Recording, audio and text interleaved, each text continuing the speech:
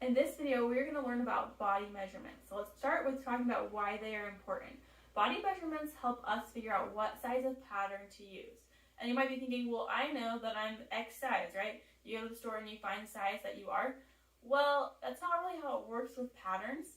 Patterns, they go based off your body measurements, and they're going to be very different than store sizes. What would be considered maybe a store size, like small, would be like a size 10 in a pattern. That's not exact, but the idea is they're very different, so you need to have your own body measurements, and then you're going to use the back of a pattern envelope to figure out what size of the pattern you're going to be. So that's why they're important.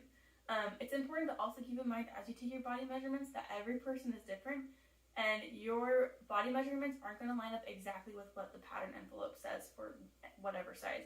Like you might be, based off your bust measurement, you might be a 10, and then based off your hip measurement, you might be 14 or different things like that. You're going to be on different sizes, and that's because the clothes are made to fit us. We're not made to fit the clothes, so we can adjust the clothes, and that's the kind of the beauty of sewing, is you can adjust it as you go.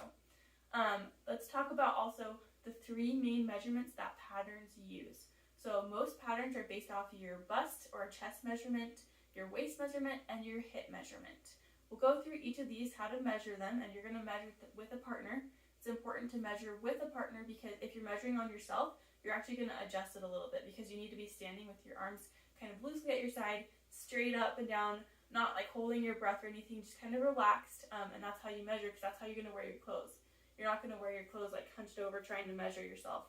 That's not going to be accurate, and the more accurate, the better fitting your clothes are going to be. So you do need a partner for this.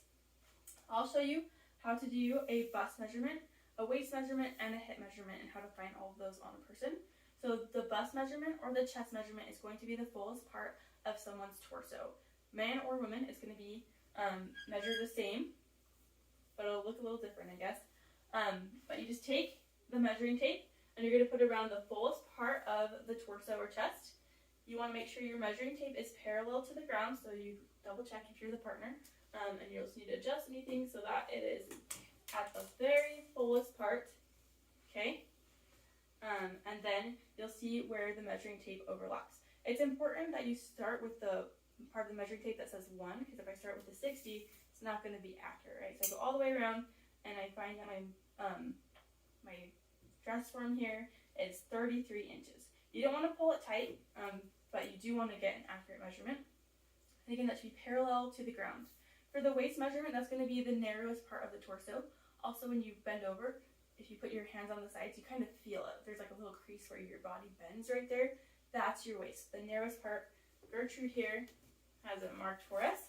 So we're just going to go around there. On your own body, you'd want to just kind of wiggle to the side, bend over, and find that.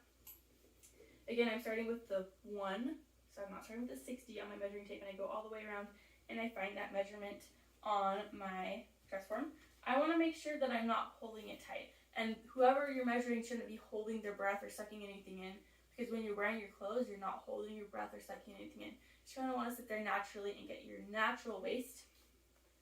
For the the hip, it's not going to be right where your hip bone, which seems natural. Instead, it's actually 9 inches below where your waist is, or the fullest part of your legs, kind of like your butt, really. So you're going to go down 9 inches right here, or just wherever is fullest, and you go all the way around. Again, you want to make sure that it's parallel to the ground, so anytime you take a measurement, you want to be parallel to the ground. You'll start with the part of your measuring tape that has a 1, and you'll go all the way around and find that measurement, okay? So that's how we take those measurements. The bust, waist, and hip are the most important. Most patterns are based off of those. Sometimes they have other ones, but most of the time that's what they're going off of. If you're making something for your top half, like a shirt, you'd want to use your bust measurement because that's the largest measurement on that part of your body. If you're doing something on the bottom half of your body, then you'd want to use your hip measurement because that's the largest part of the bottom half of your body, right?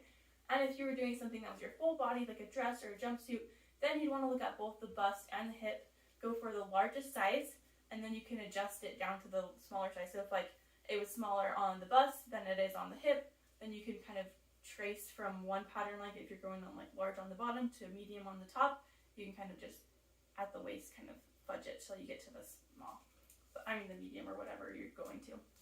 So that's the way to adjust it. So that's body measurements. We talked about why they're important. We talked about how to take them. We talked about how our bodies are all going to be different, and you're not trying to fit the pattern we're making to fit you, right? Okay, thank you guys. Go ahead and do your body measurements with a partner. You have to do it with a partner, and then you can find the size for your project.